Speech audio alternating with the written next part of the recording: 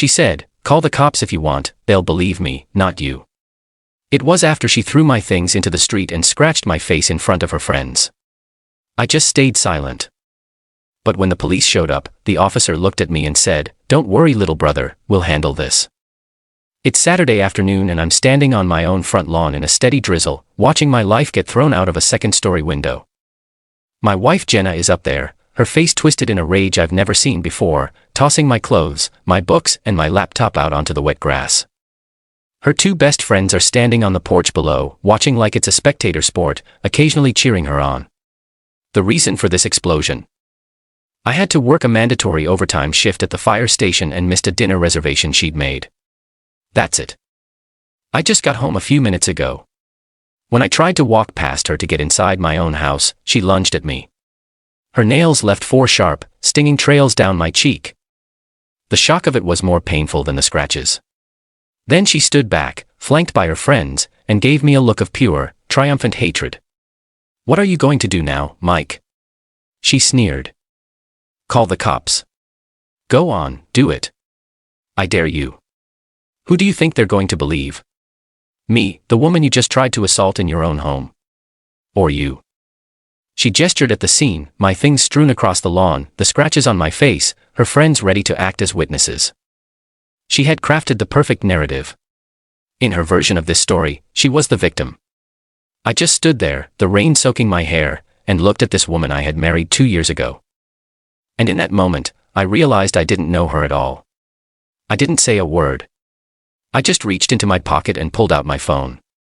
She saw it, and a smug, confident smirk spread across her face. She thought she had me cornered. She thought I was weak, predictable, and alone. She was wrong on all 3 counts. I didn't dial 911. I sent a short, coded text to my older brother. The brother she knows almost nothing about. The brother she thinks I haven't spoken to in over a decade. The brother she has no idea is a sergeant with the city police and whose shift just started 20 minutes ago. My name is Mike. I'm 36, and I'm a firefighter. My job is to bring order to chaos. Jenna, my wife, is 33. She used to be a paralegal, and she was good at it. When we met, she had this fire in her, a passion for justice that I found incredibly attractive.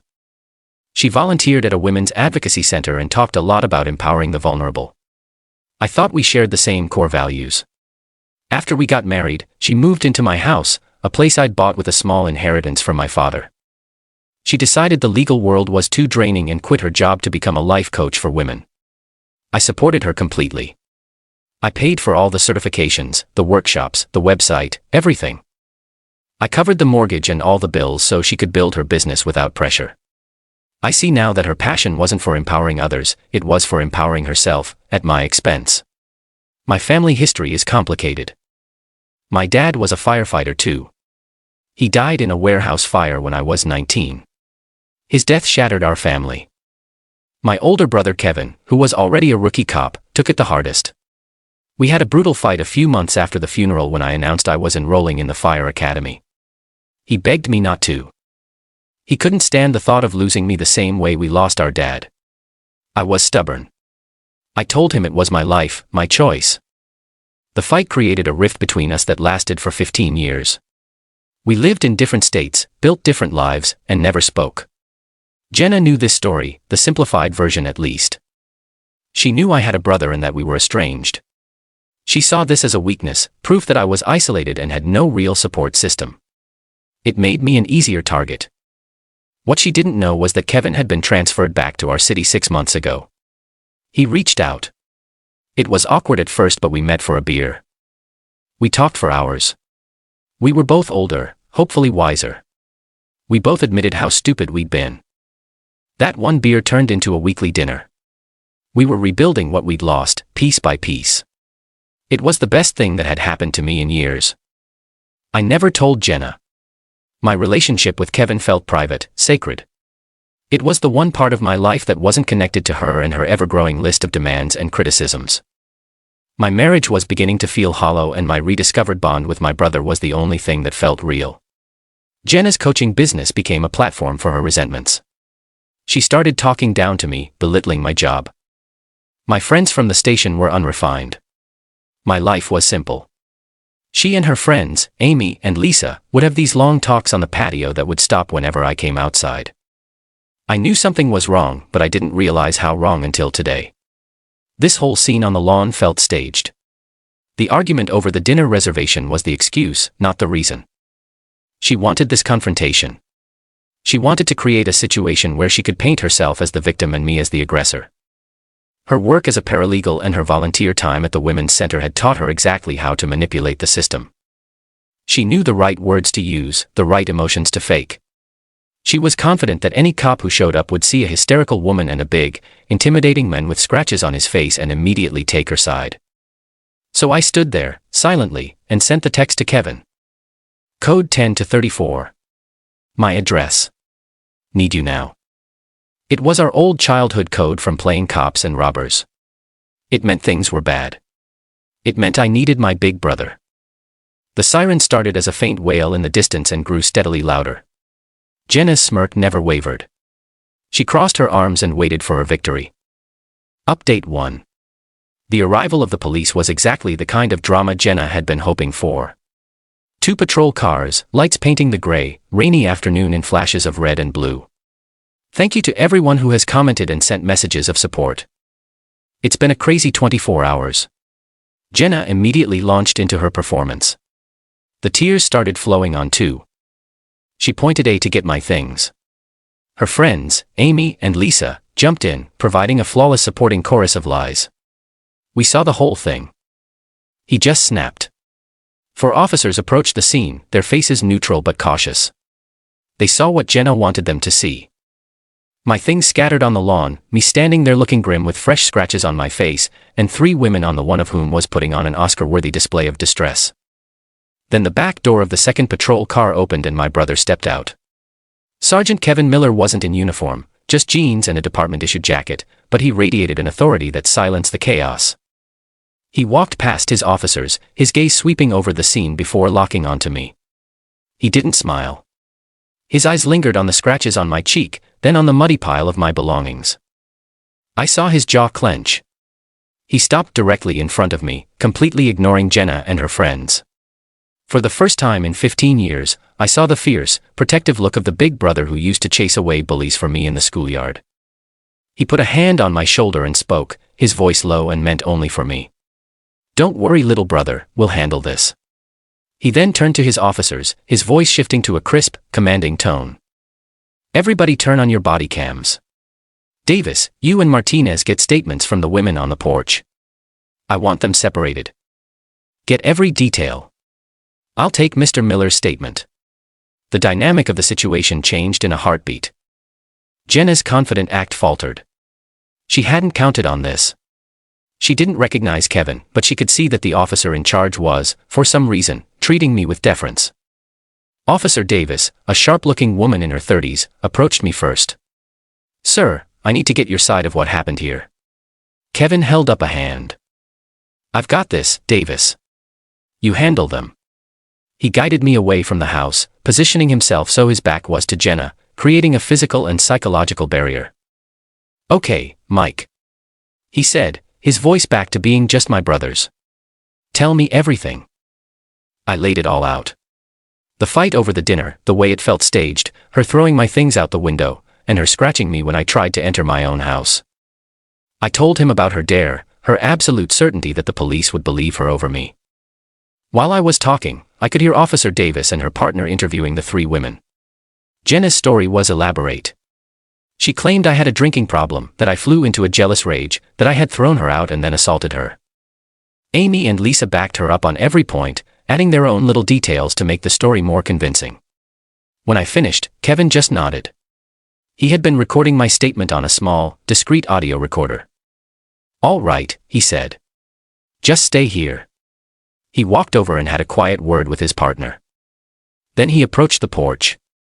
Ma'am, he said, addressing Jenna directly. His voice was calm, professional. I just want to confirm your statement. You're alleging that your husband assaulted you and you scratched him in self-defense. Is that correct? Yes. Jenna sobbed. He's violent and controlling. My friend saw everything. Kevin looked at Amy and Lisa. And you both witnessed your friend's husband assault her? They both nodded vigorously. Okay, Kevin said. He pulled out his phone. I just have one piece of evidence I'd like you to see. He turned the screen towards them and played a video. It was from the security camera I had installed over my front door a year ago. The footage was crystal clear. It showed Jenna screaming, throwing my belongings from the window. It showed me walking calmly up to the porch, and it showed her completely unprovoked, lunging at me and clawing at my face. The world went silent. The only sound was the rain dripping from the gutters. Jenna's face went white. Her friends looked like they were about to be sick. Kevin put his phone back in his pocket. That, he said, his voice, like ice, is what actually happened. Officer Davis, please place Ms. Miller under arrest for domestic assault. And I want her 2 friends brought down to the station for questioning regarding filing a false police report. Lying to a police officer is a felony in this state. The scene erupted. Jenna started screaming that I had set her up, that the video was fake. Amy and Lisa started babbling, trying to retract their statements, saying they were scared and confused. But it was too late. Their lies were all recorded on the body cams. As Officer Davis was putting the cuffs on Jenna, she finally looked hard at Kevin, the family resemblance finally clicking in her panicked mind. Who are you? She stammered. Kevin held her gaze, his expression unreadable. I'm his brother. I watched them lead her to the car. Her face was pressed against the window, and she was staring at me with a look of pure, venomous hatred. I didn't feel happy. I just felt a profound, hollow emptiness. Kevin came back over to me. You're not staying here tonight. Let's go. You're with me. I spent the night on his couch. We didn't talk much at first. He just made us both a steak dinner. Then, late into the night, we started talking. About our dad. About the stupid fight that had kept us apart. About everything. For the first time in a long time, I didn't feel alone. The fire in my life was still burning. But for the first time, I felt like I had the strength to put it out. Update 2. 2 weeks later. The past 2 weeks have felt like emerging from a smoke-filled room into clean air. The legal process is moving forward, and the personal rebuilding has begun. Thank you again to everyone here for the support. Jenna was released on bail, which her parents paid. She's facing a serious domestic assault charge. With the video evidence and the body cam footage of her lies, her case is essentially unwinnable. Her friends, Amy and Lisa, are also facing charges for filing a false police report. They immediately turned on Jenna, of course, claiming she manipulated them into lying. Their friendship, it seems, was as fake as their witness statements. The fallout in Jenna's life has been swift and brutal. The Women's Advocacy Center, where she had built her reputation as a champion for the vulnerable, permanently banned her from their premises. The story of a volunteer faking abuse to frame her husband was a PR nightmare they wanted nothing to do with. Her life coaching business, which was already on shaky ground, has completely evaporated. Her name is now toxic in the very circles she tried so hard to impress. I filed for divorce immediately. My lawyer says it will be a clean break. The marriage was short, the house is my premarital property, and her assault provides clear grounds for a fault-based divorce. She will walk away with nothing but her own legal bills. The best thing to come out of this mess has been reconnecting with Kevin. That first week I stayed at his place. It was like no time had passed. We fell back into the easy rhythm of brotherhood, watching bad movies, cooking, and just being there for each other. He told me he disliked Jenna from the moment he met her at our wedding. He said she had a victim mentality and that she looked at me like I was a resource, not a partner. He was right, I just hadn't been ready to see it. He also did some digging, using his resources. It turns out Jenna has a history of this. A sealed juvenile record showed she had accused a high school boyfriend of assault after he broke up with her. The charges were dropped, but the pattern was there. This wasn't a one-time mistake. It was her go-to move. Last weekend, Kevin, a few of my firefighter buddies, and I had a cleansing day at my house. We boxed up every last trace of Jenna and moved it to a storage unit. My lawyer sent her the key with a notice that she had 30 days to retrieve her things. While we were cleaning the lawn, one of my friends found the framed photo of my dad. It was lying face down in the mud, the glass shattered. Seeing that broke something in me. The emptiness I had felt was replaced by a pure, cold anger. She hadn't just attacked me, she had desecrated a memory. She had thrown my father's legacy in the dirt. I carefully took the photo out of the broken frame. That night, I ordered a new one, handcrafted from solid oak. It's back on my nightstand now. The house is quiet. It feels like my own again. Final update. 3 months later. 3 months have passed. The divorce is final. The criminal proceedings are over. My life is back in order. Jenna's trial was a pathetic affair. Faced with the undeniable video evidence, she pleaded no contest. She received 2 years of probation, a hefty fine, and was court-ordered to attend a year of intensive therapy. Her friends got off with lesser charges, but their reputations are ruined. Jenna's life is a shadow of what it was. Her parents are reportedly paying her rent for a tiny apartment across town. She has no job, no friends, and a criminal record that will follow her forever. The empowered woman who was so sure of her ability to manipulate the world is now completely powerless. But this story was never really about her downfall. It was about what was rebuilt in its place. My bond with my brother is stronger than it has ever been. We are not just brothers, we are family. We see each other constantly. We're planning a fishing trip next month to the lake our dad used to take us to. 2 weeks ago, on the anniversary of our dad's death, we went to the cemetery together for the first time in 15 years. We stood there in front of his headstone, and Kevin put his arm around my shoulder. "You know, he would have been really proud of you, Mike," he said. "You stayed calm. You didn't let her drag you down to her level. You handled it like a man." Coming from him, that meant more than anything. The revenge wasn't about watching her get arrested. It wasn't about the divorce. The real revenge is my life now. It's peaceful, it's honest, and it's full of the one thing she tried to convince me I didn't have. Family. She tried to burn my life to the ground, but she forgot that I'm a firefighter. I walk into the flames and I come out stronger. She thought the cops would believe her. In the end, the only one who needed to believe me was my brother. And he was there. That's all that mattered.